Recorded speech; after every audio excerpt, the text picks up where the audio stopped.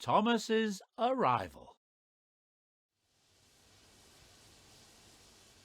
It was a warm summer's evening on the West Somerset Railway, and Thomas the tank engine was waiting at Dunster Station. He and Sir Topham Hatt had been invited to visit the railway and were on their way to Minehead for a big welcome. "I can't wait to get to Minehead Station and meet everyone," said Thomas excitedly. "You said you had a friend that worked on this railway, didn't you, sir?" "Yes, Thomas, I have," replied Sir Topham Hatt. "Mr. Peters and I have been friends for a long time, and I'm sure you'll get to meet him once we reach Minehead. And I know he's very keen to finally meet you, especially after I told him how useful you are." "Thank you, sir," puffed Thomas proudly. "Although I do hope my branch line back on Sodor will be all right without me. I'm sure my passengers will miss their regular train rides." "I'm sure your passengers will be fine, Thomas. There's no need to worry about your branch line," chuckled Sir Topham Hatt. "I've arranged for Percy and Toby to look after it while you're away. Bertie said he'll lend a hand too." Thomas smiled, thinking about his friends back home. "Right then," he continued, "let's get going. We don't want to keep everyone waiting." And with that, Sir Topham Hatt walked down the platform and climbed aboard Annie. "Yes, sir," peeped Thomas. "Minehead, here we come."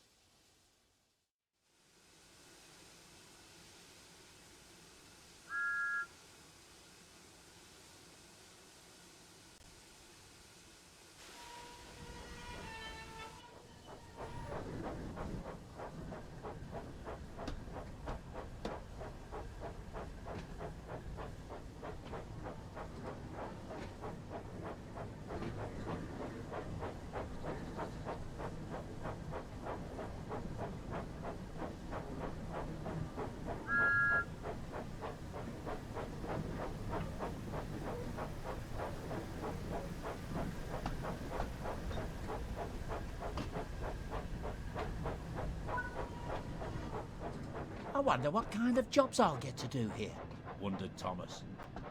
"I do hope we get there soon. I can't wait to get started." "Yes, it will be nice to finally arrive," said Annie sleepily. "I don't know about you, Clarabel, but I'm rather looking forward to a nice long rest after our long journey here." "Yes, Annie, it'll be nice to finally rest my wheels for the night. You should get some rest too, Thomas. You don't want to be tired tomorrow, do you?" "But I'm too excited. There's going to be a party tomorrow night to welcome us to the railway, and I want to make a good impression and show everyone that I'm a really useful engine, especially as we've come all this way." "We understand," sympathised Annie. "But as Clarabel said, you don't want to end up being tired and running late on your first day." Despite his excitement, Thomas couldn't help but be tired too.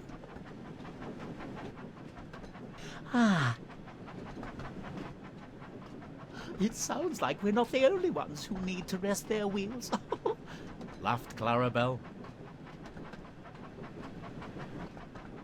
"Well, I suppose I am a little tired," he said wearily.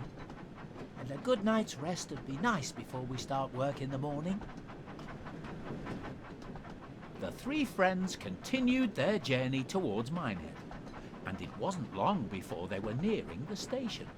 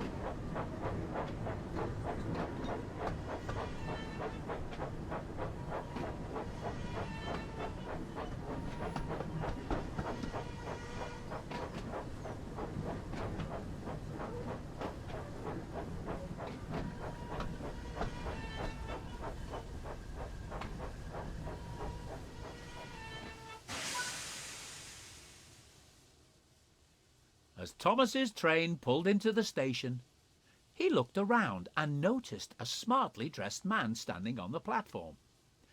He wondered if this was Sir Topham Hatt's friend, when the man stepped forward and introduced himself.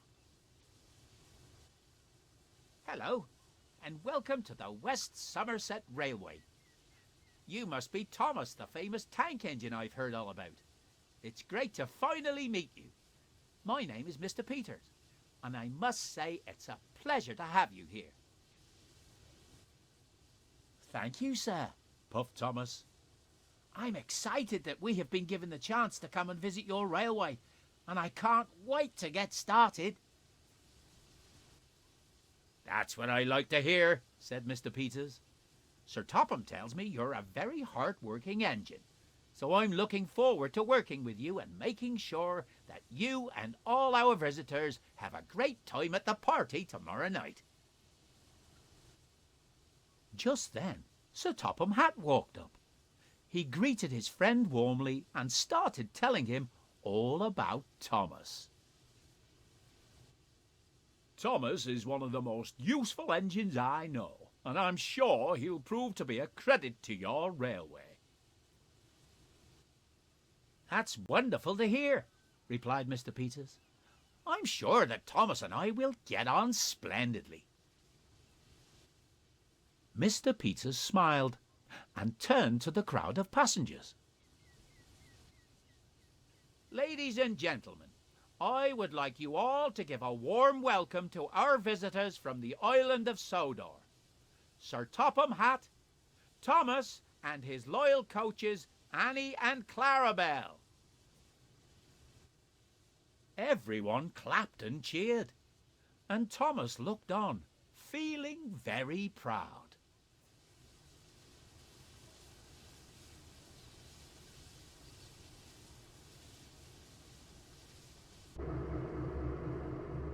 But no one noticed that a familiar diesel engine was watching them from afar.